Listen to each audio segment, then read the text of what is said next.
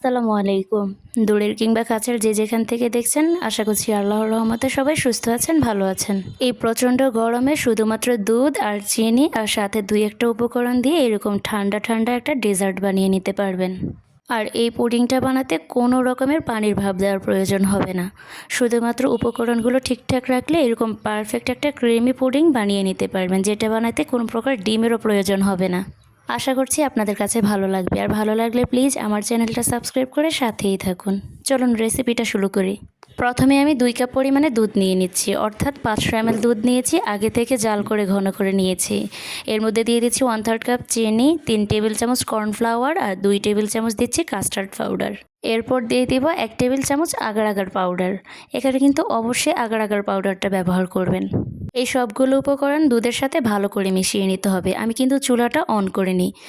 আগে সবগুলো উপকরণ দুধের সাথে ভালো করে মিশিয়ে নিব, এরপর চুলায় বসিয়ে দিতে হবে।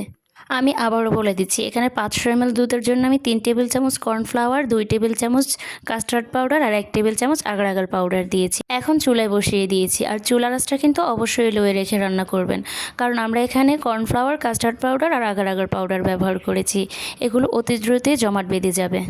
দেখতেই পাচ্ছেন একটু ঘন হয়ে আসছে। এই পর্যায়ে কিন্তু অনবরত নেড়ে চেড়ে দিতে হবে, যেন কোথাও কোনো প্রকার দলা পেকে না যায়।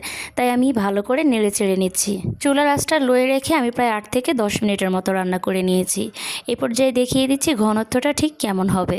অবশ্যই কিন্তু আগার আগার পাউডারটা ভালো মানের ব্যবহার করার চেষ্টা করবেন, এতে করে পুডিংটা খুব সুন্দর মতো সেট হবে আর জমাট বাঁধতেও খুব ভালো কাজ করবে। আমার রান্নাটা প্রায় শেষ দিকে। আমার এখানে সময় লেগেছে প্রায় 8 থেকে 10 মিনিটের মতো। ঘনত্বটা ঠিক এইরকম আসলে আমি চুলা থেকে নামিয়ে নিব। আর চুলা থেকে নামিয়ে কিন্তু এটা ঠান্ডা করা যাবে না। গরম অবস্থাতেই কিন্তু যে কোনো মোল্ডের মধ্যে সেট করে নিতে হবে। আপনারা যে কোনো বাটি অথবা মোল্ডের মধ্যে নিতে পারেন। আমি এখানে একটা পুডিংয়ের মোল্ড নিয়ে নিয়েছি, আর এটার মধ্যে আমি আগে থেকে একটু তেল ব্রাশ করে দিয়েছি, যাতে করে পুডিংটা মোল্ড আউট করার সময় খুব সুন্দর মতো করা যায়। পুরোটা ঢেলে নেওয়া হয়ে গেলে আমি পুডিংয়ের মোল্ডটা একটু ট্যাপ ট্যাপ করে দিব, যাতে করে সব দিকে একটু সমানভাবে ছড়িয়ে থাকে। এখন প্রায় 2 থেকে 3 ঘন্টার জন্য নর্মাল ফ্রিজে রেখে দিয়েছি, আর 3 ঘন্টা পরে আপনাদেরকে মোল্ড আউট করে দেখাচ্ছি। একেবারে পারফেক্টভাবে সেট হয়ে গিয়েছে। অবশ্যই কিন্তু আপনারা পরিমাপটা ঠিক রাখার চেষ্টা করবেন, কারণ পরিমাপটা যতটা ঠিক রাখবেন আপনাদের পুডিংটা ততটা সুন্দর হবে। মাশাআল্লাহ, দেখতে খুবই সুন্দর হয়েছে। এখন আমি উপর দিয়ে 1 টেবিল চামচ গুঁড়ো দুধ ছিটিয়ে দিচ্ছি। এটা দিলে দেখতে যেমন সুন্দর লাগবে, খেতেও খুব ভালো লাগবে, তবে চাইলে এটা বাদ দিতে পারেন। আর যদি থাকে তাহলে অবশ্যই উপর দিয়ে গুঁড়ো দুধটা ছিটিয়ে দিবেন, এতে করে দেখতেও সুন্দর লাগবে, খেতেও খুব ভালো লাগবে।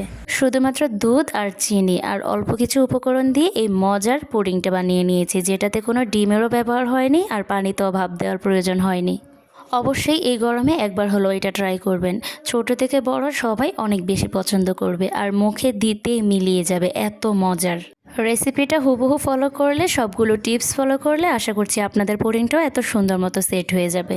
আশা করছি আমার আজকের রেসিপিটাও আপনাদের কাছে ভালো লেগেছে, আর ভালো লাগলে অবশ্যই লাইক, কমেন্ট, শেয়ার করে দিবেন, আর প্লিজ আমার চ্যানেলটা সাবস্ক্রাইব করে সাথেই থাকবেন।